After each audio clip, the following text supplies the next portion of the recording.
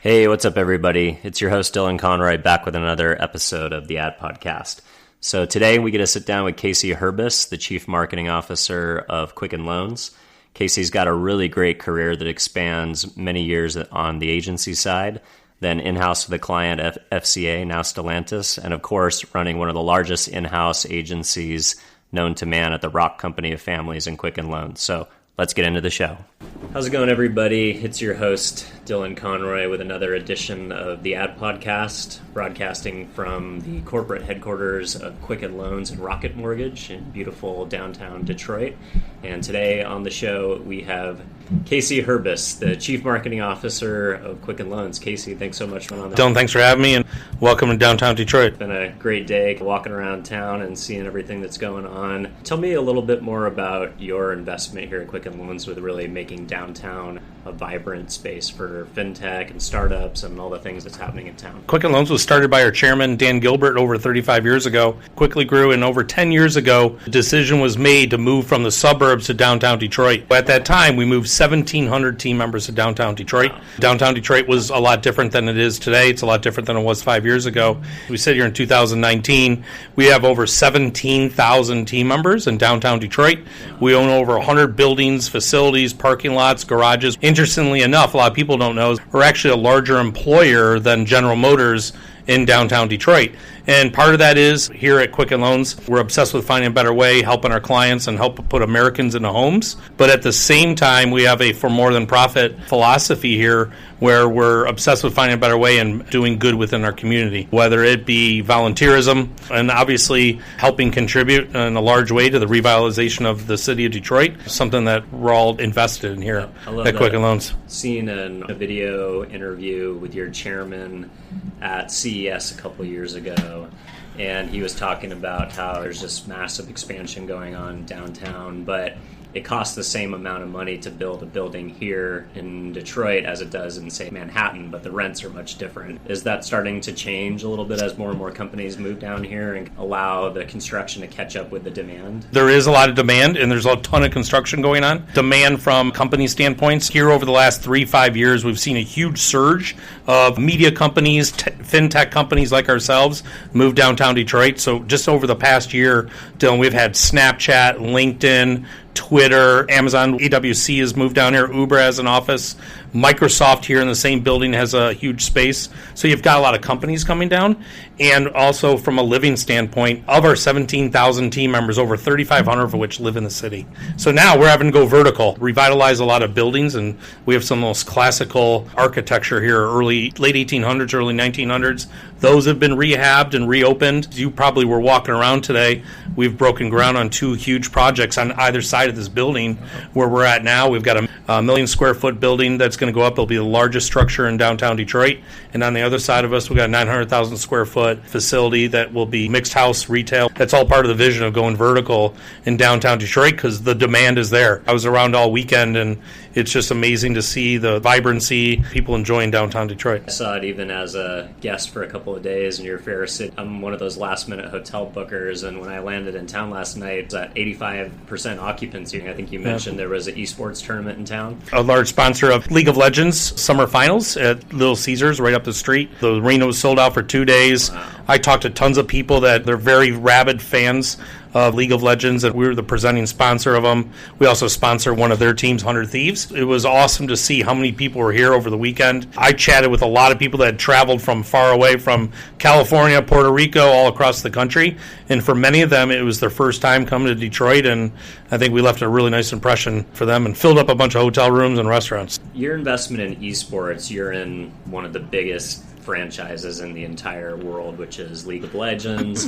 100 Thieves is one of the top esports organizations. I don't see a lot of financial services companies pouring into esports. You're really an innovator there. Can you talk a little bit about your strategy and why you saw that as an opportunity for Rocket Mortgage and Quicken Loans to grow? Dylan, that's a great question. Our interest in venturing into the esports space took shape over a couple of years. We like to think with Rocket Mortgage, and we were the first online originator for mortgages. We're a disruptor in the space, and we see a lot of similarities between the esports and what we do here in the fintech. So we wanted to get into the space. 5 years ago, you probably wouldn't see very many big brands outside of endemic gaming, maybe some lifestyle. Red Bull is a great example. And I've been to several conferences over the last couple of years. Inevitably, you always hear brands in there. How do we get in? We were asking ourselves the same exact thing. We got to meet Matt Haig, Nate Schott, one of the principal owners of 100 Thieves. He started that as a lifestyle brand, and we immediately signed up as a partner with them. We opened up the Rocket Mortgage house out in Venice where the team trains, practices, trains, and lives.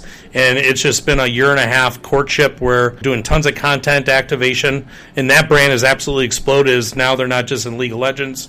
They've got Call of Duty, Fortnite. They're building up their farm teams, and that brand's just absolutely exploded. So it's nice when you're able to work with a brand that's like-minded. They move fast. We move fast. We like doing storytelling.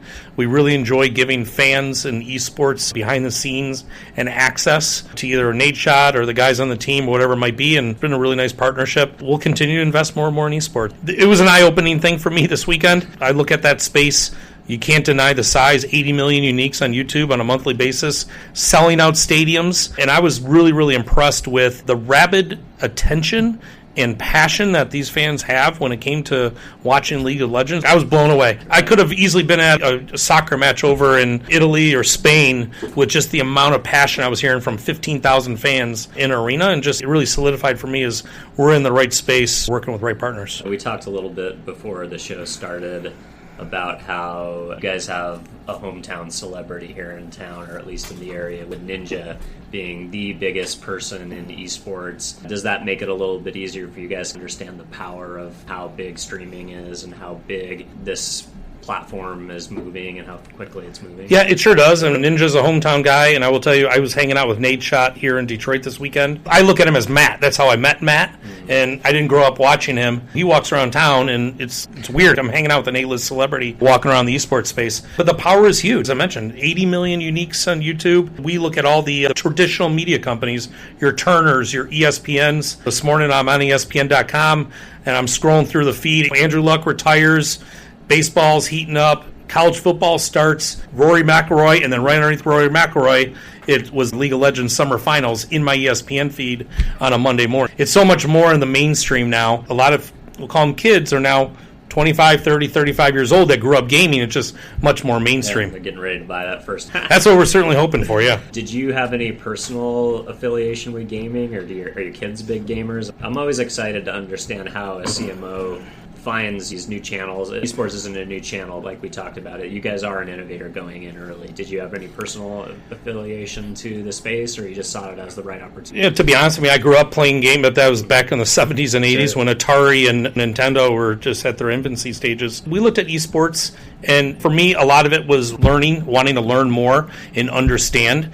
I've got team members that are very, very passionate about esports, and one of the things here at Quicken Loans, we're all about empowerment and yes before no. And so I had team members keep bringing me and talking to me about esports, and they kept not pushing, but showing, you have to understand this is big and it's getting bigger. We should be there, especially with us being a technology space. And we started to look at it much like any other partnership, whether we do college football, basketball, which we do, the PGA Tour, Ricky Fowler. Now we just have yet another sponsorship that I look at, which delivers, for the most part, a pretty unique audience. But there's more and more, as that sport continues to grow, there's going to be more crossover between, we'll call it the traditional four major league sports. Sure. It offers opportunity to, one, get a unique audience, but also be associated with a powerful brand that continues to grow and is now in mainstream America. And you just talked about the PGA. You guys were instrumental in bringing the tour back to Michigan and your sponsorship with Ricky. Can you talk a little bit about that and excitement around that? We started Quicken Loans. Rocket Mortgage was a partner with the PGA Tour going back on 7 years ago. We were a partner with the Quicken Loans National in Washington, D.C. We struck up a partnership with Ricky Fowler. And as we struck up that partnership, we conveyed to the PGA Tour that at some point we wanted the PGA Tour to come to Detroit.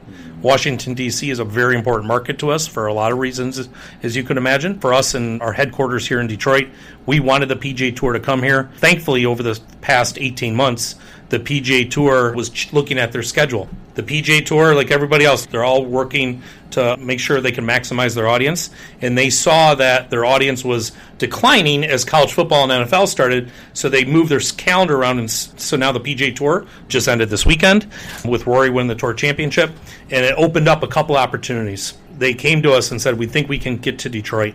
And we said, that's fantastic. Much like you did, I said, get on a plane and come to Detroit because we want to show you what's going on in the city and where we want to go. We went to the Detroit Golf Club, which is about 7 miles north of here. It was the only place that we wanted. Interestingly enough, Michigan still is number 2, number 3, most golf courses per capita in the country. Behind Florida. Probably Florida, Texas, California. Yeah. So golf has a storied history in Michigan. The PGA has storied history, whether it be Ryder Cups or PGA Championships. The PGA Tour was about 75 miles north of here for many, many years. But in 2008, 9, 10, and 11, when the automotive crises and the recession took place, the PGA Tour, unfortunately, lost sponsors, lost marketplaces. And so here's an opportunity. The PGA Tour had never been in the city of Detroit, and working closely with them, in partnership with the PGA Tour and the Detroit Golf Club, and obviously Ricky is our ambassador, which he's a fantastic young man. He's been very, very successful, and I think the best is yet to come. It became a perfect marriage, and we had an amazing week in downtown Detroit, sold out Friday, Saturday, Sunday. We're ready to roll, and we're already planning hard for 2020 and beyond. Ricky's such a great brand ambassador, bringing that youth and enthusiasm that, say, a Tiger Woods had brought to the game maybe, say, 10 years ago, but even now a Tiger making his resurgence and his comeback, those two forces at play. Do you think it'll be enough to reverse the trend of golf being on the decline with the millennial subset and it becoming harder and harder for people to cut 4 hours of their day out to go to the golf course as players? Do you feel like we'll be able to turn the tide and bring audience back to the game in a bigger way? Every sports league asking themselves the same exact question. Can read about Major League Baseball, maybe their audience growing. How do you make changes to the game and promote different things within the game that appeal to the younger audience? MLB has done their thing, and much like golf, we spend a lot of time with the PGA Tour guys. They've probably the biggest investment they have made over the last few years is in their digital and social with PGA Tour Live, all their online components of it. So now the PGA Tour is as accessible as it's ever been. And it's also helped is that now there's this huge wave of Brooks Koepkas and 19-year-old kids, 19, 20, 25-year-old guys that are getting majors under their belt and chasing the hallowed victories that Jack Nicklaus or Tiger Woods has thrown up there. And PGA Tour is also, they're like any other sport league, is they want to make sure that they make themselves as relevant as ever for a younger audience. So how do you do that? So a lot of it is access. 2 is promoting what's on the course or on the field, whatever it might be. I think the PGA Tour, and based on what I saw at the Detroit Golf Club at the Rocket Mortgage Classic, is very, very healthy, and we're proud to be a part of it. You guys have a Top Golf yet? Yeah, there's a Top Golf just north of here. Nice. We'd love to have one in downtown Detroit. I've done Top Golfs in many, many cities around the country. Put it this way, it went in right before the holidays last year, and I went there with my daughter and son, and it was a 2.5-hour wait. It's a unique experience. Companies like that are creating a touch point that's putting more people into the game, or at least getting more people to go out there and swing a club in step one. That's exactly right. So I'm going to take a step back, if you wouldn't mind. Could you walk me a little bit through some of the highlights in your resume? You, as a CMO, have had a career that was very storied and long in the automotive space, first on the agency side with BBDO, then as the client at FCA, and then now in the finance space with Quicken. Can you talk a little bit about your kind of some of the milestones? I feel like this is your life. We'll rip through it as quickly as we can. So I was fortunate enough. I was the first kid in my extended family to be blessed enough to go to university. I don't know how, but I had the grades to go to Michigan State. Graduated from Michigan State and started with Chrysler's ad agency right out of college. And at the time, it was the alphabet soup of agencies. It was actually CME or Campbell Methuen Esty. Over the course of several years, there was a lot of consolidation. Long story short, for 17 years, I worked on the Chrysler business for the agencies, which ended up all rolling up under BBDO. Detroit, at the time, we had over 2,200 people in the suburbs of Detroit. We were the largest single account held agency in the country, 2,200. So we serviced everything from international advertising down to the floor mats that cars would have running through the service lane and everything in between. I worked primarily on the Tier 2 business, so I worked with dealers. Every automaker quick serve restaurants, anywhere where there's a franchisee, corporate Co-op entity, stuff. co-op. Yeah. And that's where I cut my teeth for 17 years and loved it. So I worked with dealers in the South, the Southeast, the Southwest, all over Michigan, really all over the country after 20 years, and was just an absolutely blessed experience. And fortunately, things got tough, right? Chrysler, and at the time, Chrysler and General Motors go into bankruptcy, and when they both came out of bankruptcy, what were storied agency relationships with the automakers went away. Chevy had their agency relationship for over 95 years. Chrysler had theirs for over 65 years. Things had to change. Procurement, and to me, that's a sign of new beginnings. Shortly thereafter, I was blessed as my old client at Chrysler called me. She's still there. She runs all of media, global media for FCA, now Fiat Chrysler Automobiles, and she asked me to join FCA, so I joined there in 2011. Very quickly, the decision had been made when Mr. Marchione and Fiat had taken control of Chrysler and made it Fiat Chrysler Automobiles. They wanted to bring fuel efficiency, alternative technology, and transmissions to the U.S., and that was going to be on the back of Fiat. And Fiat was a brand that was actually here before Walter P. Chrysler. Fiat came to the U.S. first time in 1909, 17 years before Chrysler even started. It exited the U.S. in 1984. Here we were in 2011. It was very interesting times. We were ready to launch a brand, still on the back end of the recession, and we were trying to get dealers to put in $2 and $3 million blue sky to open up dedicated showrooms and maybe service areas and staff and all that. So that was daunting, but I look back on those days and I wouldn't trade them for anything. So for 6 years, I was the U.S. marketing director for Fiat. I was working with who I think is the smartest guy in automotive marketing, Olivier Francois, who was the CEO of the Fiat brand, but also CMO of Chrysler Group. So the M&M ad, the Clint Eastwood, and some of, I think, the most iconic automotive work that's been done in the last 20, 30 years was under his helm. So I worked there for 7 years. It was amazing. 4 or 5 Super Bowl campaigns, launched a bunch of vehicles. We helped build the dealer network up from low 20s, 30s up to well over 200, and we hit some sales goals in 2 years that took Mini Cooper and Kia 5 and 7 years to do. It was a special time. I learned a lot, and then a phone call came in from downtown Detroit where Jay Farner, who was our CMO, was looking for a CMO. He's now our CEO. He was looking for a CMO candidate and came down, and here I am. Rest is history. Yeah, I've been here now almost 2.5 years. Brings me to my next question quite naturally. You've spent a good portion of your career on the agency side, so you really understand what the agency relationship is like and what it's like to work with clients, and then you've gone over to work for your client. Seems like that puts you in a really unique place in the current ecosystem of the conversation around in-housing. You guys seem to have probably one of the strongest in-house agencies that I've, in my research, as far as building internally at a brand. I think about 240 people now, the last time I checked. Yeah, last time we're adding more. I'm looking out my window. It looks like we got about 280 sitting out there now. A lot of people ask me that question. 17 years on the agency side, 7 years on a corporate marketing role where, quite frankly, we were solely dependent on agencies. If I was in Super Bowl mode where we're getting ready to go, I was, at one point, I looked around a room and I would have upwards of 15 agencies in the room. Creative, media, social, CRM, merchandise, PR, whatever. 15, 17 agencies, and literally it was how do you puppeteer to make sure that everyone is running down the same path together. To here, where I look outside and I've got 280 amazing team members, and we've built, the internal agency had been built up over 10 years under Jay Farner's leadership, and now we're 280 strong. We have over 100 team members in creative, obviously social CRM, sponsorships, media, so on and so forth. The other thing that's changed a little bit since I joined 2.5 years ago, we're also the in-house agency for some of our other fintech brands. So we own, at Quicken Loans and the Rock family of companies, we own over 100 companies. So within the fintech space, they're brands that are B2B and maybe on a little on smaller scale B2C.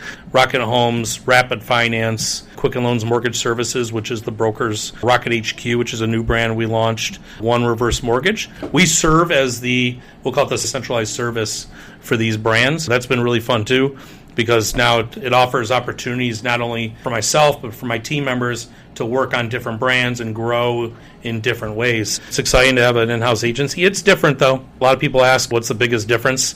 I kiddingly say it, but anyone that's been in this position can appreciate it. At Chrysler, if I was in a disagreement with the agency, we would have our choice words for each other and hang up and grumble about each other. But then we'd come together, and very early on, I had a disagreement with one of my creative leaders, and it was a philosophical disagreement and subjective over a piece of creative. And as I could tell, there was tension between us. I look outside my window here that you're sitting at, and I realize there's about 200 people looking at us. Yeah. And he had to go sit next to me. So after the discussion, and on display, and you got to understand that one team, one goal. Everyone's here pushing to do the most amazing thing. Agency and corporate, now I've got the best of both worlds, where probably I would say half my day wearing a CMO hat, and what the brands, what are we doing on the brands, how are we driving the brands forward, whatever it may be, and I probably spend the other half of the day as we'll call an agency leader of operations and people and comings and goings, and what are we doing from a cultural standpoint, whatever it might be. But you have kept media buying with the Universal McCann. Do you feel like that relationship between a brand and having outsourced media buying still is something that's really needed? While we're in a house agency, we will have agency relationships. So you just brought up Universal McCann, IPG agency. When we put the business up for review, called 2 years ago now, we wanted to consolidate all of our media planning and buying, brand media planning and buying in one place. It was spread out over 3-4 agencies when I got here with the amount of money we spend, and we knew that we could garner some advantages, whether it's efficiencies or thought leadership and first market opportunities. We did a large RFP, talked to 6 or 7 holding companies, moved our business to Universal McCann. It's going on a year now. They're wonderful. They've got 55 full-time team members working on our business at any given point. We also will work with sports activation agency. Intersport helps us manage our college football, basketball, PGA Tour, the esports.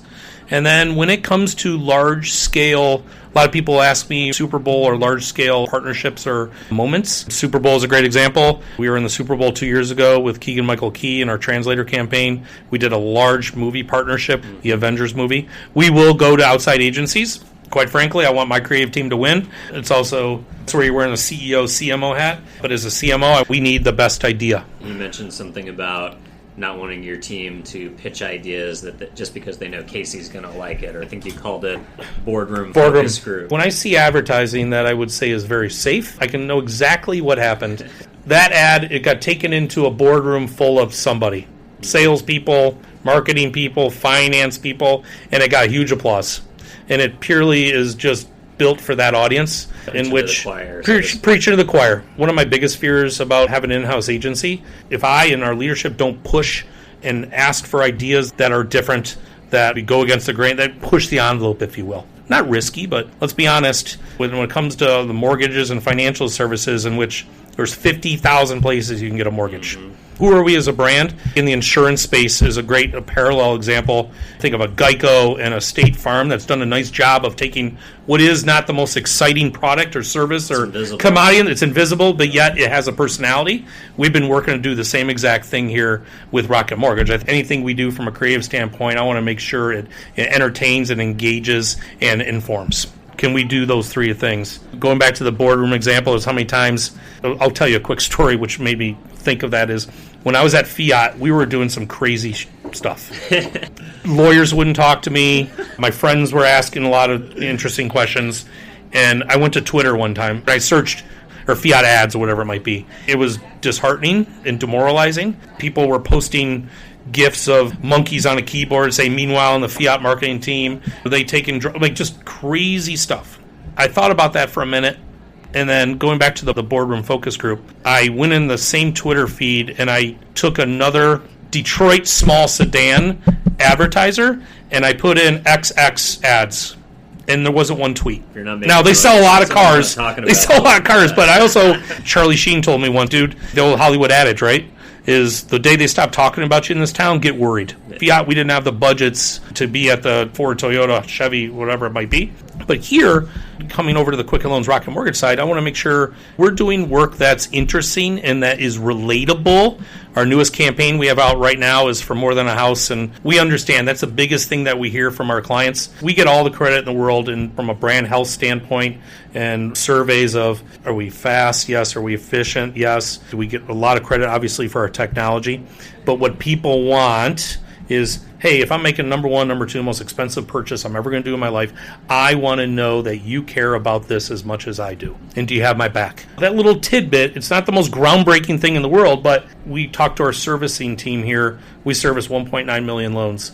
And we asked, what makes us different? And what we heard over and over from our servicing team members was, we care the most. Again, that's not the most aha moment, but wow, how do you take that? It's a good insight. It's a great insight, and how do you get that? We understand that it's more than a house, it's a home, and I think we're doing some really, really fun work right now, taking these life moments, whether you're a mother of young children and trying to enjoy yourself in a bathtub when the kids aren't around, or Ricky Fowler dreaming on a golf course, and a dad laying in a pool, thinks he's in an ocean, but the reality is his home is kids jumping on him and splashing at him, and we understand that it's more than a house, it's a home, and just doing it in a fun, entertaining, engaging way. What's really interesting about financial services and fintech right now, too, is this new millennial buyer sometimes doesn't want to deal with a person as much as maybe previous generation. I'm a millennial, but I'm at the tip of the scale. I financed my first 2 homes through a traditional broker based on a fraternity relationship, and it was somebody who I know. But as my wife takes more of a role in those decisions now, and she is a little bit more likely to invest her money with the betterments of the world or the personal capitals, the companies that don't necessarily rely on the human element as much, and she wants to know that the algorithm is making the smartest decision on her behalf. Is there something that you play to both of those audiences at the same time with in the right now? If you were to say who's the biggest audience that you're thinking of and gearing your marketing and advertising towards, some ways I heard the McDonald's CMO once say, when he was asked who his demographic was, and he said America. Well, that's kind of a BS answer. And then I started thinking about, you're right, I don't care if you're making high 6 figures or minimum wage, McDonald's plays a role in your life somehow, right? In some ways, yes, our goal is to put Americans in homes, but the first-time home buyers, those are the largest audience, since we're focusing a lot of not only our messaging, our media, but also our products. Sure. Thankfully, for us here at Quicken Loans, we can move very, very fast and understand. We get feedback from called millennials and now Gen Zs, which are right on the cusp of it. They're looking for assuredness. They want to know, can I lock in a rate for a certain amount of time? Can my real estate agent feel confident that this is going to close? That's a big focus for us, is making sure, yes, our marketing and advertising, our media is speaking to, we'll call it now, that audience. More importantly is that we have this service and product. So to your question, for Rocket Mortgage, that is built to be entirely online origination from front end to back end. And then you have the Quicken Loans. 5 minutes before we got on I'm refinancing right now, and I started online, and you were in my office. I was on the phone with a banker 5 minutes ago because I had a couple questions, and so what we found is that people are going to come and go. There's a spectrum. Some people may go all the way through online at some point. It happened to me today. I had one question. I'd rather get on the phone, and so we see that people coming in and out, whether it's we want to do it online, or I have a question about my income and assets, or I have a unique situation, or whatever it might be, and I'd much rather get on a phone, and that's where we've got dedicated team members to help our clients however they need it. In regards to your note about McDonald's Target, it reminds me of what Wrigley told me one time their Target was. Do you know who that was? Anybody with a mouth. I had more of a smart aleck answer, but you beat me to it. The thing that was interesting that you had mentioned about your creative process and having the in-house agency and needing to potentially lean on outside help from time to time when it comes to bigger inflection points, things like a Super Bowl or a huge partnership with a franchise like a vendor. You need to make sure that you're canvassing the marketplace for the best ideas. Working with FCA, we talked a little bit about this before we started. I remembered them mentioning to me that they did something similar. They had their media, a lot of their agency relationships with at the time. I think it's Starcom now. But for creative, they would jump ball 6 creative agencies. I think it was the guys down at the Richards Group in Texas and Donor and a few others.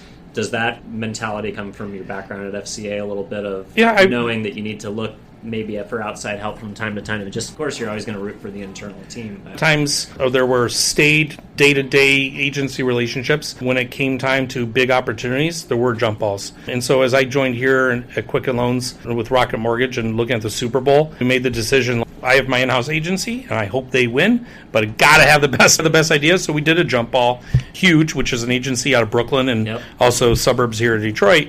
They won. It was something very interesting.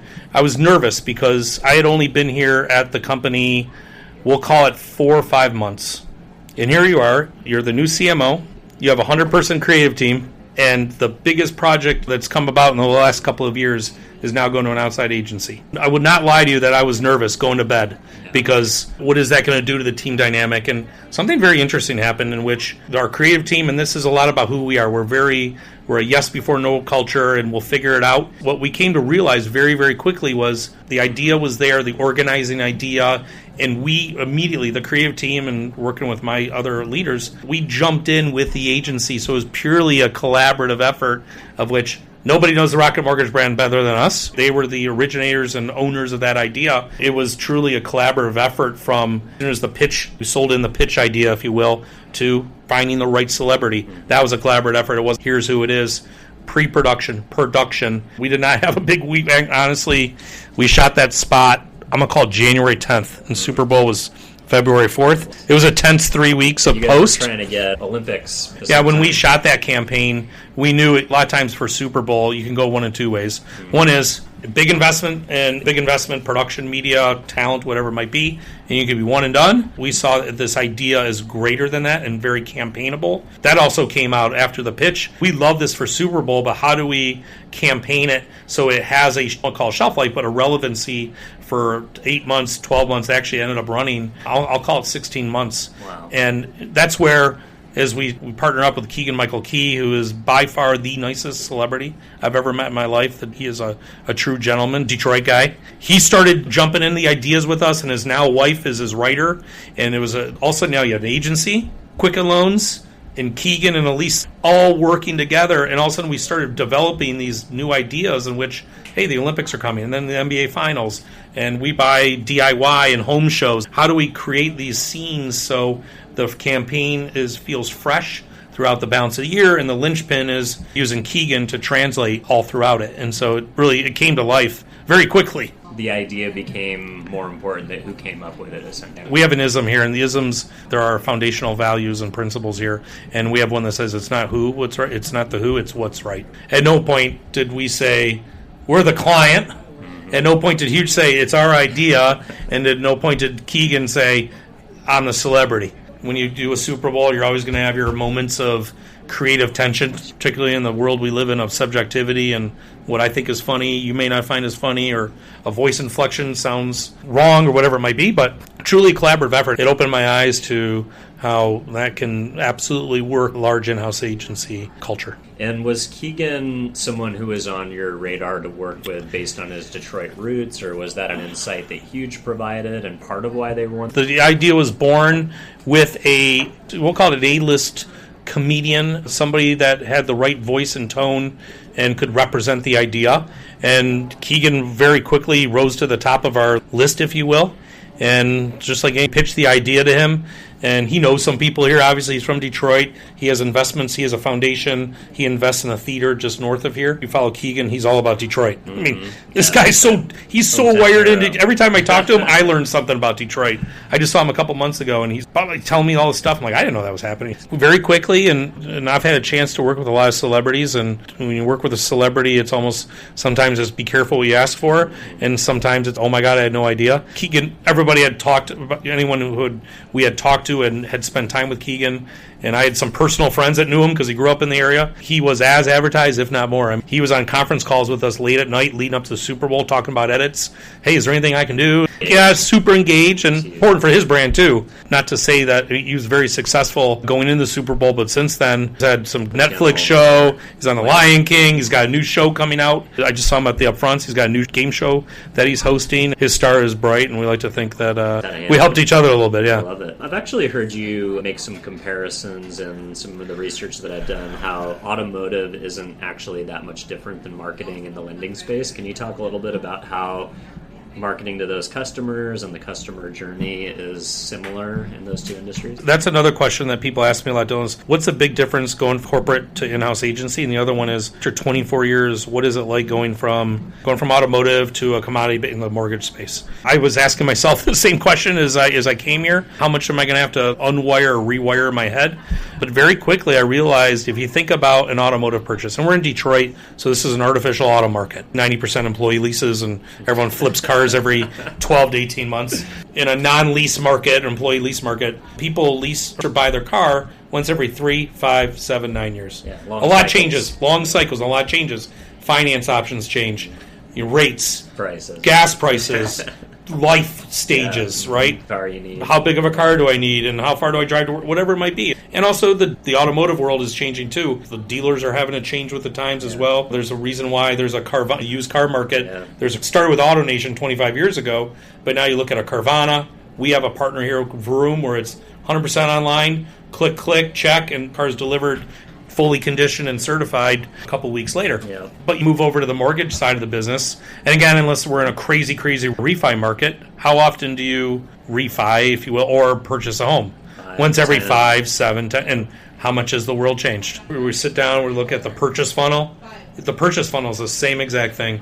There's a lot of autos you can buy. There's 50,000 places you can obtain a mortgage. What's the awareness look like? Thankfully for us, our awareness is very, very strong. We have big budgets, knock on wood, and we're able to tell that brand story. And so we've got really healthy brand awareness. And then you look at positive opinion. What's the awareness? Positive opinion, consideration. The funnel is the same exact way. We spend a fair amount of money living at the top of the funnel. So what is that awareness and positive opinion? How do we shape that through our brand and partnerships and some storytelling? But then we spend a bulk of our money right in the middle to the bottom of the funnel, much like any automotive. Market. SEO, SEM, in-market, third-party lead acquisition, BT, retargeting, anywhere. Once someone is there, how do you keep... while they're in that 5-year cycle, right? Same exact conversation. You got to keep the top of the funnel healthy, because if not, over time, all you're doing is you're creating what I call a hypodermic needle, and all you're getting is the drip. And that's where you see brands go away. There's automotive brands that the drip just went away. So we spend half the time thinking about how to keep the top of the funnel healthy. But in order to keep the top of the funnel healthy and spend the money up there, we got to make sure we're working the middle down. And are we driving the right leads? Are we converting, bringing in good business, healthy business for us? Much like automotive, once you do it once every 3, 5, 7, 10 years, whatever it might be, we want to make sure that we obtain loyalty at the same time. Much like an automotive, loyalty, how do we get returning lessees? I want to have a returning refi or returning home ownership. And so now that we service our loans, we spend a big considerable amount of time is making sure that we develop that one-to-one as much as we can relationship with our clients and make sure that they're happy with their service, but also we afford them the opportunity to look at financial options along the way, or we have products or services that can help them throughout their life cycle of home ownership. My space is in the influencer marketing world, and I've spent a little bit of time talking to some of your partners that are a little bit earlier in the purchase funnel, people like the Realtors.com or the Redfins or the Zillows. In talking about influencer marketing, it seems like it really only works when there's an authentic story to tell, when maybe an influencer is actually in market for a home and you can document that process. Have you guys worked with influencers, or can you talk a little bit about how you guys see influencers being a channel that works for you? I'm sure your listeners, that once the CMO says the word organic or authentic, they want to turn it off, right? We're going to start charging like $5 at every conference when someone says you have to be organic and authentic. But with that being said, from an influencer standpoint, on the automotive side, you and I were talking earlier, we've worked with our fair share amount of influencers, but our influencers have generally been more in the main media side of it versus an Instagram or YouTube. We've done some niche things there, but that's where working with a Ricky Fowler, working with a Keegan and Avengers or NFL, the brand, the influence of college football and basketball in the logos and the marks of those schools that we sponsor. To us, I'm a big fan of borrowing equity from each other and telling a shared story. And so, yes. But the other place, too, where it can be just as impactful from an influencer standpoint, particularly in our space, is listening to testimonials, right? Mm-hmm. Testimonials of real estate agents, testimonials of homeowners that maybe had a difficult time. Everyone's got a story to tell. And so we'll utilize, more mainstream media influencers, but then we like to use influential storytelling with our partners or bankers or real estate agents, our mortgage broker partners or clients of ours that have a story to tell. You talked a little bit in an article about how your 17,000 employees are not only advocates, but they can also be influencers as well. Everybody needs to be in that word of mouth. The power of our team members here can be awesome. I see it every day. We're a culture that we empower. We want people to tell the story, especially we think we're doing we know we're doing a lot of great things for our clients and 14 JD Power Awards. And we know we're doing amazing things and helping our city and community. And we want to share those types. One is to share our story, promote who we are. But quite honestly, selfishly, I do some of that on my own personal with LinkedIn and what have you, is because I also want to be able to help recruit talent. We're in a recruiting war like anyone else in the fintech space. We're going against their Facebooks and Snaps and everyone else. So we're always trying to tackle some talent. On the talent side, you talked in another interview about how it's been interesting for you to manage the talent brand here at Quicken Loans, and how that's a whole nother subset of a brand that you have to manage. As much as it's important to have your consumer-facing brands, you also have the talent brand to make sure you're talking about how Quicken Loans is a great place to work and how you have to fight with all those other folks for headcount and the automotive companies that are here in town. Can you talk a little bit about managing the talent brand? The notion of having a talent brand, that was new to me when I joined here, and I got to know the talent brand and understand, wow, this is a powerful notion of, we've got, I think, a very powerful brand in the B2C space, but what is our brand inside and outside these walls? So we talk about mobilizing 17,000 team members and helping us share that story, but mobilizing our brand outside these halls of who are we. Think about anywhere from university relations in the college intern recruiting season. We always kind of kid is walk into we'll call it whatever, we'll say University of Michigan, and it's intern career day, and they see Tesla, Facebook, Snapchat, Quicken Loans, or a bank, or it's like anything else. What's our storefront? We want to make sure that people understand is we're an innovator, we're fintech, the people, the culture, it's an intoxicating place. The talent brand is very, very powerful, and that's an absolute ton, particularly when it comes to recruiting talent. I mean, here we've got 1,300 job openings. We are growing so fast, and we're filling banking and technology, and we're hoping that our university students, we're very, very fortunate here in Detroit. You go around the Big Ten, even up into Canada, the amount of big schools that are within 4 hours of downtown Detroit are plentiful, and it's all about how do we attract talent here to downtown Detroit. And the talent brand and doing what we do on the talent brand, whether it be university relations, going to conferences, whatever it might be, is an integral part of growing who we are. And on the intern front, I had read something interesting. J.D. Power said, this is back at your FCA days, Casey's earned a bit of a reputation over at FCA for running one of the most fun intern programs, and at times also having engineer students re-examine their career choices. You run a 1,400-person internship program here at Quicken Loans, of which 34% of your team, of your 240-person agency, has been sourced from that internship pool. It seems like mentorship is a very important business vision that you have here. Can you talk a little bit about the importance of internships and mentorship as it pertains to you and your career as an executive? Well, I'll tell you what, you did your homework. We were all an intern at one point in our careers. Though when I was in college, we didn't intern. You just got a job. I hustled during the summer. We didn't think about interning. The intern program here is one of my most favorite times of year. They just left actually this past week. We had over 22,000 applicants applied. We had 1,100 interns this summer, upwards of 250 universities represented. And here in marketing, so I've got 280-ish team members. We had 42 interns. It's awesome. They are here to work. They provide input. They're insightful. They have summer-long projects. We had them pitch big stunt sweepstakes ideas, crazy stuff I hadn't even thought of. Also, how to appeal to more of the first-time home buyers in the YouTube space and content marketing. They brought us some awesome ideas. Super excited for that. I hired a bunch of them coming out of the summer. We'll have another chock full of interns, but they're here. They have fun, and I get just as much out of them as they do out of me. I heard you actually give them housing potentially if they need. Well, I don't give them housing. Mr. Gilbert does. We're really close to Wayne State University, right up the street.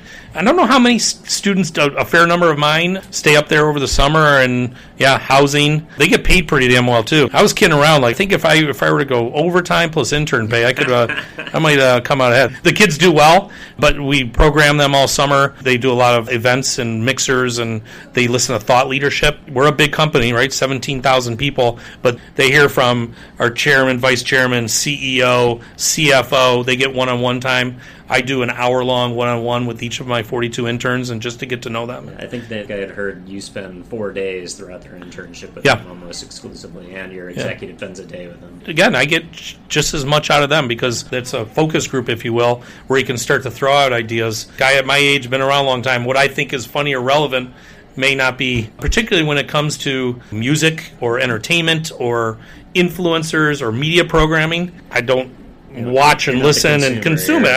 I'm not necessarily the consumer. A lot of times if something interesting comes my way, versus being dismissive of it because it doesn't appeal to me, I'll grab Luke from PR and go, Luke, have you heard of this artist? I've done it to him many times. Have you heard of this artist? Do you know this show? Yeah, we should look at it. Like, this would be a really interesting opportunity for the brand. And okay. I think I read somewhere you, as a young man, maybe it was your neighbor at the home you grew up in was an ad man, or like you were mentored, or not in the traditional sense of an internship. I had a couple internships when I was younger, and they were definitely formative for me getting into this space, but it sounds like you had a personal family relationship really convinced you that advertising would be interesting and something to what's really funny is I just saw him the other day. He was a family friend, and I played high school baseball, and I was playing American Legion. I could have played small school, but I stopped in high school.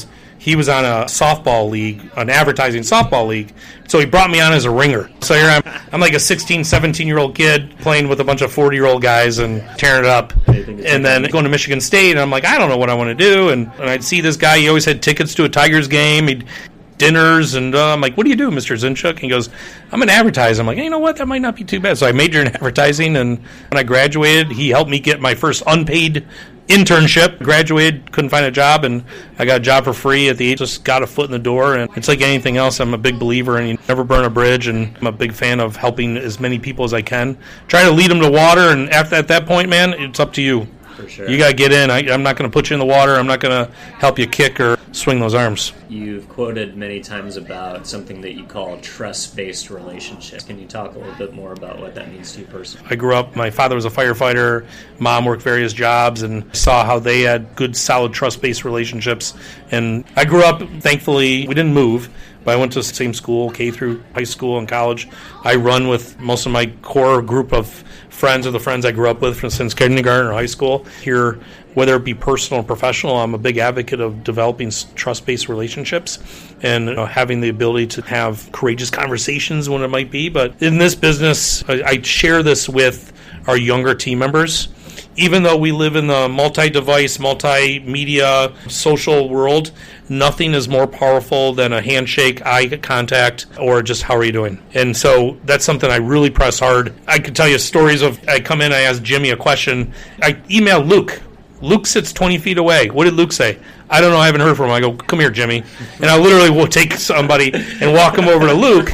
That's how you get business done. Sure, yeah. There's another great adage that somebody shared with me here, too, is people love to hide behind keyboards, and people can get really tough behind a keyboard. So we get up and just go talk to them. Get on the phone and go talk to them. No one's been killed by an email assassin. That's just what it is. I don't care how old you are, whether you're my age or a young person coming out of college. You got to develop those interpersonal soft skills and understand that the power of interpersonal relationships and having a trust-based relationship will generally trump everything. Luke and I were talking in the hallway.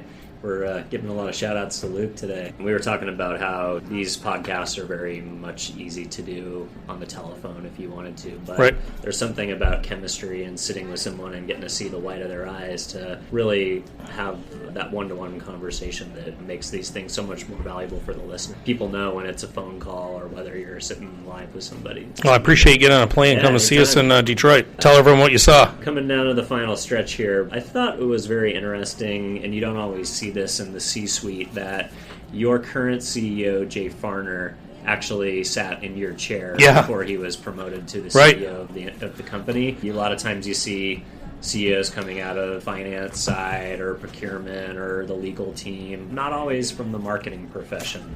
How does that impact your job in having a CEO who sat in your chair for so many years and did the job that you had? Jay started his career here, I believe it's 24 years ago, straight out of Michigan State. I started working with Dan. So for, I'm going to call it 15, 16 of the years, purely a financial background. He's ran banking functions, running huge teams. Dan asked him to serve as the CMO. We'll call it 8 years ago now that I've been here too. And Jay would tell you, like, he thought it was going to be a short-term thing. He's like, I don't really know marketing, and he is a fantastic marketer. And so coming in as the CMO, and now the CMO is elevated to the CEO, listen, nothing was broken. Nothing was broken. Wasn't coming in a situation where things had to be totally changed and rehauled. I think what they brought me here for, and I know so, is a fresh set of eyes and a different approach. I'm purely a marketing guy. I'm not a finance guy. I'm not a CFO, or I'm not a finance person. And they'll tell you I'm not a finance guy. But a couple of different things. One is I've got an absolutely amazing soundboard of somebody that's helped build the brand. He built the brand for over 6-8 years. He launched Rocket Mortgage 2016, a very successful Super Bowl campaign. Rocket Mortgage was under his helm. They did some really solid work back then. So that helps, in which I've got history and perspective. And obviously, when you get into in our world, there's always skeletons everywhere. Mm-hmm. And so now I don't have to guess where the skeletons are or understand why the skeletons are there. I've got somebody that lived it and give great, solid advice. I talked about empowerment earlier. Is one of the great things is Jay, as our CEO, is doing a lot of big things here.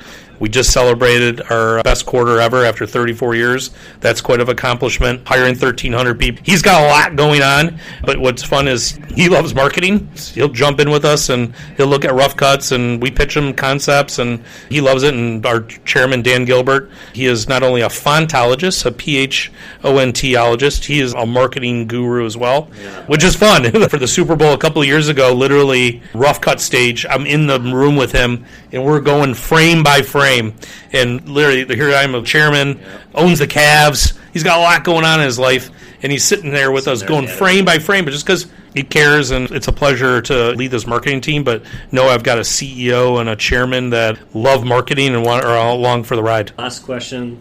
What has you most excited about the future here at Quicken Loans? In many ways, it feels like we're just beginning. Even though we got named America's largest lender in January of 2018. We just had our best quarter ever. The amount of growth that's happening here, it's intoxicating. I feel like a 25-year-old kid coming to downtown Detroit every day, and walking outside, it brings me a lot of joy, is seeing the work that I do and we do is making a difference, not only for our clients' lives, but also for what's happening in our city and the kids and the schools and everything else. It's very enriching. I love it. Well, I'm excited to see what you guys do next. Thanks so much for coming on the show, Casey.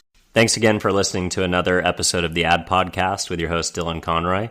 We would appreciate it, of course, if you subscribed or followed us anywhere you listen to podcasts. And if you think this episode would be interesting to share with a colleague, please go ahead and share it with them. So thanks again. We'll see you next time.